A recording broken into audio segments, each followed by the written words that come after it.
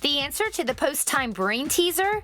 George Dennis is only one of 4 people credited last year with at least 1,000 driving starts and 600 training starts. To be more specific, in 2010, George had 1,979 starts with 202 wins as a driver and 603 starts with 64 wins as a trainer, making him one of the most successful in North America to be a catch driver who also conditions a winning stable.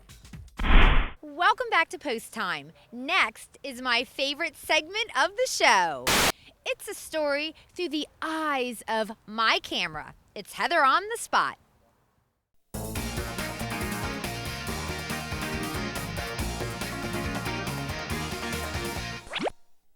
Okay, we're here at DW Kamak Stable and we're going inside to look for owner Mark King.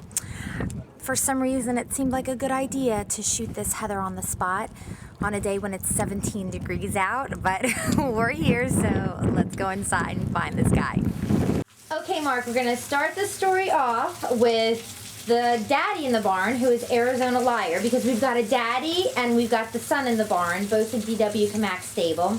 So you start off. Tell me about Arizona Liar first. Well, he wound up in my barn one morning. A fellow that was stabled there had bought him and had a foot problem, so it took another month or so. We got his foot squared away, and he's been racing ever since. And he's done really well for you. I mean, like when Rosecroft was racing, he was like a terror over there, right? Didn't he have some type of world record, like dead heat or something? Yeah, he had 5/8 mile dead heat record with Cool Flying Fun there for a little while. I think he broke at Chester here a year or so ago, maybe last year. And he's like a household name around here anyway. I mean, like everybody knows who Arizona Liar is because he's been such a great horse. Not only for you, but he's done well for a lot of other people too. So everybody knows him. Yeah, Craig Stein had him in Ohio.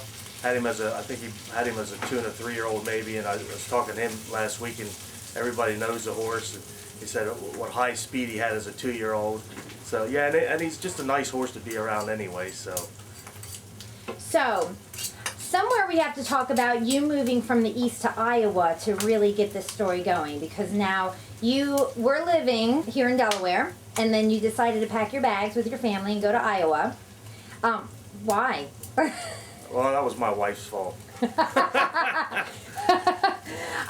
Is she from Iowa? No, she's not. She's from Pennsylvania, but her best friend and her husband they were farmers, and they moved out there a couple of years before we did, and we'd go out and visit, and she loved it out there, and so I said, and she didn't particularly like, she couldn't ride horses in Delaware with all the bugs and mosquitoes, so she didn't like Delaware. Okay. So she mentioned something about moving out there. I said, well, I don't care, it doesn't matter to me.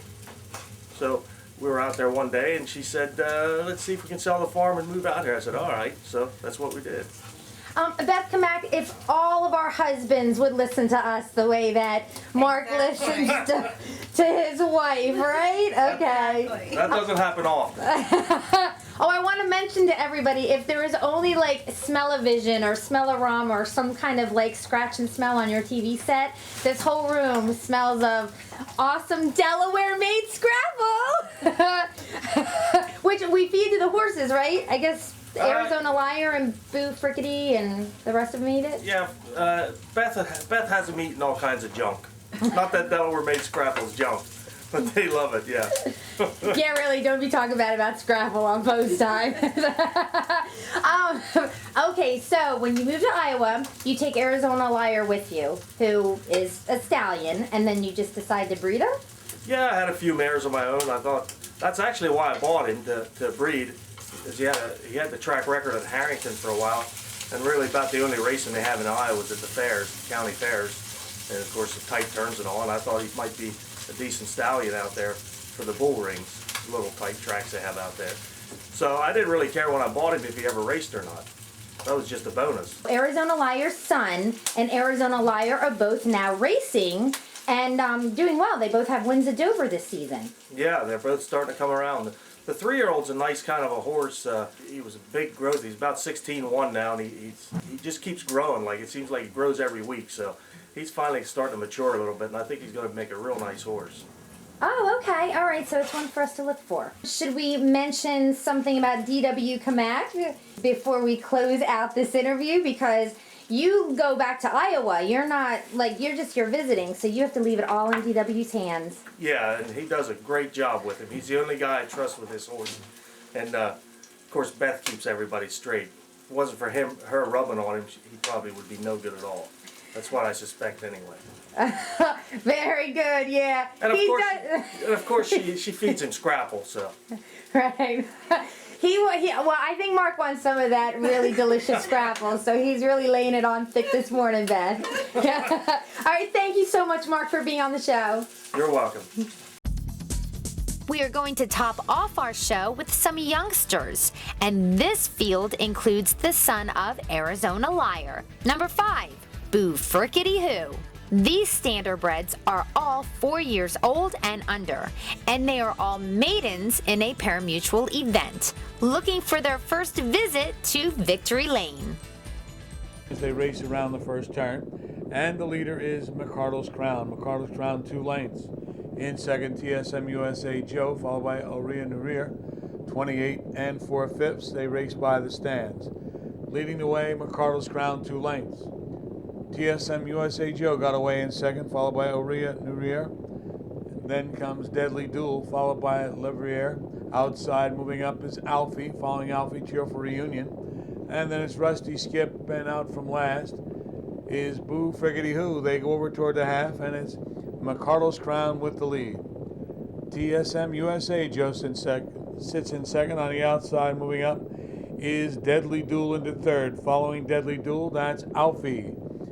Aurea Nurir toward the rail is fifth, 59 and 2/5. Moving up the back stretch, McCardle's Crown. The lead is 3 parts of a length. That's Deadly Duel racing on the outside. TSM USA Joe has the rail. Alongside Alfie, 3 wide. That's Cheerful Reunion. Down inside is Aurea Nurir. 3/4 in 1:29 and 2 around the final turn. And Deadly Duel from the outside up to get the lead. Back to second now is McCardle's Crown. Down at the rail is TSM USA Joe. On the far outside, 4 or 5 wide, is Boo Frickity Hoo. And they're at the top of the stretch turning for home. And Boo Frickity Hoo's coming on the far outside. Boo Frickity Hoo from the outside goes up and draws away. Boo Frickity Hoo, Deadly Duel, and McCardle's Crown. Fourth looks like Rusty Skip, 159 and 1. Boo Frickity Hoo was last at the half, but first when they crossed the wire in 159 and 1. In this event, he got the driving services of his owner, Mark A. King of Iowa, and paid $23.80 for a $2 wager. Deadly Duel was second, and McCardle's Crown took the show money. Thank you so much for spending the last half an hour with me, and I hope to see you at Dover Downs this week for a great live harness action. Now, the schedule is Monday through Thursday, first race post times at 4:30 p.m. Then on Sunday, their first race starts at 4:30 p.m. There's no more Saturday live racing here at Dover Downs for the rest of the meet.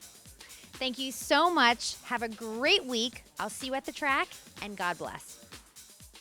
The lightning rounds. Nick Zurich or Vertical Horizon? Vertical Horizon, right here.